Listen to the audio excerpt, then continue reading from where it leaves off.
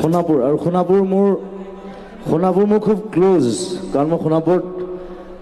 ইয়াত বহুদিন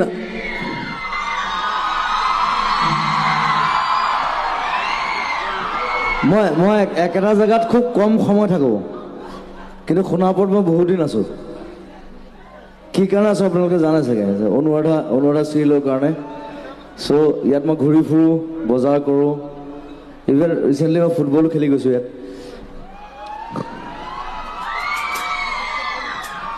আৰু হৰুৱাই থৈ গৈছোঁ দেই